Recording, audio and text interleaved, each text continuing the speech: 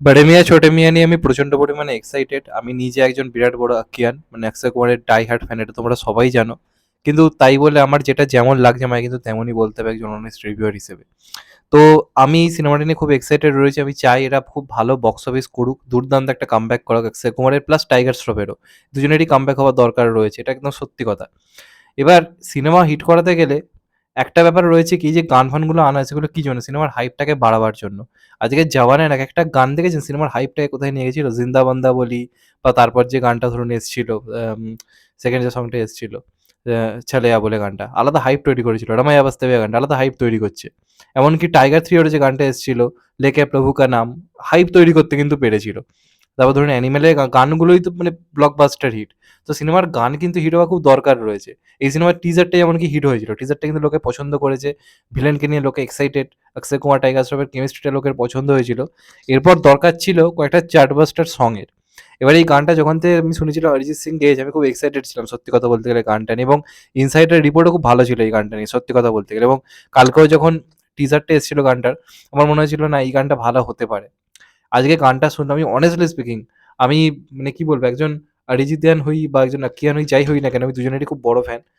সে অরিজিৎ সিং হোক বা সে অক্ষয় কুমার হোক, আমি তাও সত্ত্বেও অনেস্টি দিয়ে বলছি আমার গানটা একদম পোষায়নি সত্যি কথা বলতে গেলে। গানটার মধ্যে কোনো ভাইবসই নেই। একটা গান দেখে, এই যে অক্ষয় কুমার এবং টাইগার শ্রফ গানটার মধ্যে কিন্তু একটা দারুণ এনার্জি দিয়ে কাজ করেছে, কিন্তু মিউজিকের মধ্যে সেই ভাইবসই নেই। আজ একটা সময় প্রীতম যখন মিউজিক দিত, বা বিশাল শেখার যদি গানটা মিউজিক দেখতেন, একটা অন্য ভাইবস ক্রিয়েট হতো। বিশাল মিশ্র কি হালকা যে টোনের যে সংগুলো, সেগুলো তোর কাজ খুব ভালো হয়। কিন্তু যে গানে এনার্জি দরকার না, সেই গানে ওর মিউজিকটা সেই অ্যাটমসফিয়ারটা ক্রিয়েট করতে পারছে না। আপনারা ঠান্ডা মাথায় ভাবুন, নিজেই গানটা যখন মানে সিনেমা হলে বাজবে, আপনার কি উঠেই নাচতে ইচ্ছে করবে? সত্যি কথা বলতে নাচতে ইচ্ছে করবে না। কিন্তু যখন একটা বেসরাম রং বাজবে বা একটা ঝুমে যে পাঠান বাজবে, আপনার উঠে নাচতে ইচ্ছে করবে লিটারেলি।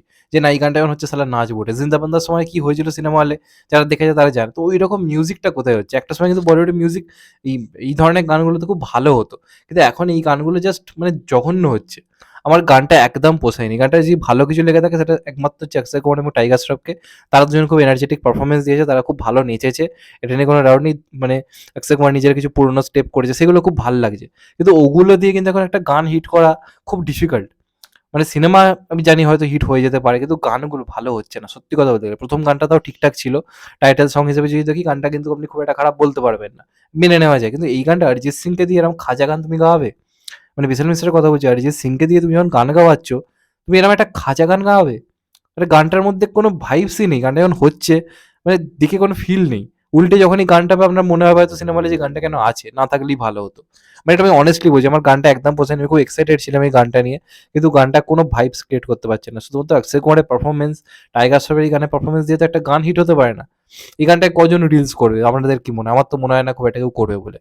ওই মানে অরিজিৎ সিংকে দিয়ে এরম গান আমি জানি না কেন গাওয়ানো হলো। অনেক বেটার গাওয়ানো যেত। আজকে ওয়ার এ যে গানটা এসেছিল, আপনারা যদি ভেবে দেখেন, জয় জয় শিবশঙ্কর, কি গান ছিল, কি পারফরমেন্স ছিল। আমি বলছি না যে অক্ষয় কুমারকে এরকম ঋত্বিকের মতো নাচতে হবে, কিন্তু গানটার মধ্যে সেই এনার্জিটা থাকতে হবে।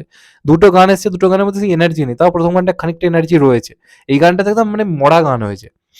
কিচ্ছু নেই গানটার, না লিরিক্স, না গানটার মিউজিক, কোনোটা ওয়ার্ক করেনি আমার জন্য, একদমই ওয়ার্ক করেনি। মানে এই গানটা শুনে দু তিনবার আরো শুনবি, একবার শুনলাম ঠিক আছে, এবার ভাই সিনেমা হলে গিয়ে দেখবো, এরকম হাঁ হয় বসে গানটা জাস্ট দেখবো, এরম ব্যাপার। খুব ভালো গান হওয়ার দরকার ছিল এই সিনেমাটার জন্য। আপাতত দুটো গান আমার মনে হয় না খুব একটা কিছু ওয়ার্ক করলো বলে। এরপর একটা ভালো রোমান্টিক ট্র্যাক রাখা হবে কিনা। আমার তো মানে বেশি গান না রাখাই ভালো। এত আগে থেকে গান আনা হচ্ছে, আমার তো মানে প্রচুর গান রয়েছে সিনেমাতে। তারা তারা এই ২ মাস আগে থেকে গান কেন আনছে? আমার মনে হয় অনেক গান রয়েছে সিনেমাতে। আমার তো মানে গান বেশি না থেকে সিনেমার স্টোরি বা গল্পের উপর ডেপথটা আরো বেশি হতো। আমার মনে হয় গানটাই না সিনেমার হাইপ না কমিয়ে দেয়। এটা আমার মনে হচ্ছে যে গানগুলোই কিন্তু ঝুলিয়ে দিচ্ছে। এরপর ডাইরেক্ট আমার মনে হয় পুরোপুরি সবকিছু বন্ধ করে ডাইরেক্ট ট্রেলার আনুক, আই থিঙ্ক বেটার হবে। যদি না ভালো গান থেকে থাকে ভাই, আনার দরকার নেই। সিনেমার হাইপটা কমিয়ে লাভ নেই। কারণ এগুলো সিনেমার হাইপ বাড়ানোয় কোনো রকম হেল্প করবে বলে আমার অন্ততপক্ষে মনে হচ্ছে না। honestly স্পিকিং আমি সত্যি কথা বলছি। আমরা একজন আকিয়ান হিসেবে পেছনে অক্ষয় কুমারের ছবি লাগানো, ছবির সামনে বসে বলছি, আমার গানটা পোষায়নি। একদম পোষায়নি। এর পরের গানগুলো আশা করব ভালো হবে। প্রমোশন কিন্তু খুব ভালো করছে। অনেকদিন পর অক্ষয় কুমার দারুণ প্রমোশন করছে।